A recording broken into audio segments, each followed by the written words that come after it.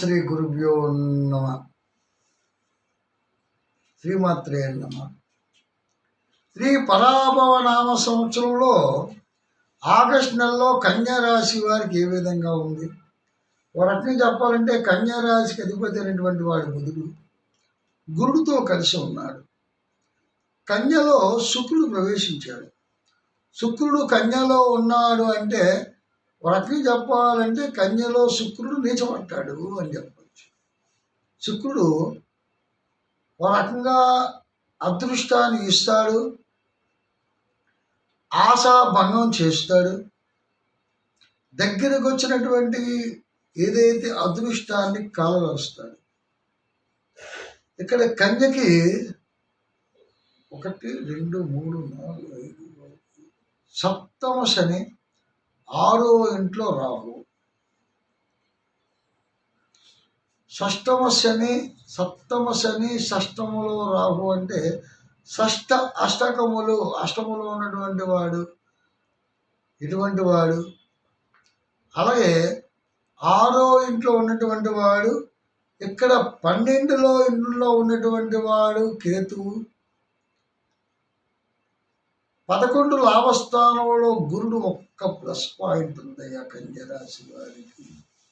ఏకాదశ లాభస్థానంలో గురుడు ఎప్పుడైతే ప్రవేశించాడో వీళ్ళు పడుతున్నటువంటి బాధలు వేదలు అన్నీ కూడా పటాపంచులైపోయి. ఎన్ని బాధలు పడ్డారంటే, ఎన్ని అవమానాలు పడ్డారు. ఉద్యోగస్తులు ఇష్టం లేని ప్రదేశాలకి ట్రాన్స్ఫర్లు అవ్వడం, అనుకోలేనటువంటి సమస్యల్లో జటిలత్వం అవ్వడం. కన్యరాశి వాళ్ళు ఒక రకం చెప్పాలంటే ఒక ప్రేమ గల రాశి అండి, మంచి రాశి. ఎరటవాడిని వాళ్ళు మంచితనంతో ఆకట్టుకున్నటువంటి రాశి.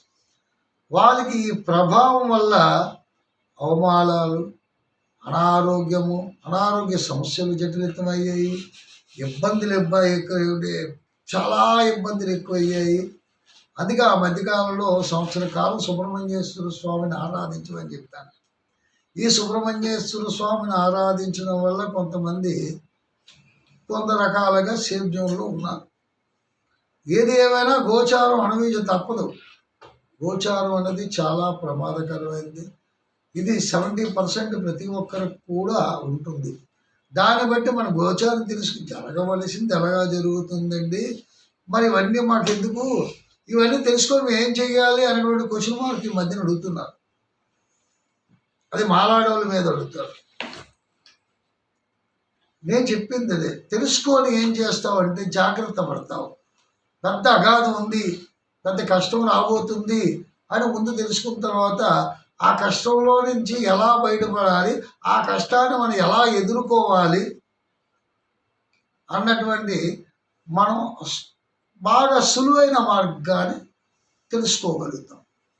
అయితే ఇది జరగవలసిన దాన్ని కూడా గోచారాన్ని తప్పించే శక్తి దైవానుగ్రహం ఉంటుంది. ఆ దైవానుగ్రహం తెలుసుకొని గోచారం ఒకసారి తెలుసుకోవాలి. మన గ్రహశాంతిని చేసుకోవాలి. గ్రహశాంతి చేసుకున్నటువంటి అంటే మనశ్శాంతి కలుగుతుంది. ముందు మనిషికి సాటిస్ఫాక్షన్ అవ్వాలి, ఉద్రేకత తగ్గాలి. అనారోగ్య సమస్యల నుంచి బయటపడాలంటే వాడు ఏం చేయాలి, కనీసం డాక్టర్ దగ్గరికి వెళ్ళాలి, మందులు సేవించాలి. అది పనిచేస్తాయా లేవా, ఈ డబ్బులు మనం వేస్ట్ అవుతున్నాయా కానీ అన్నటువంటి ఏదో సంకోచన పనికిరాదు. నేను చాలామందికి అది చెప్తాను.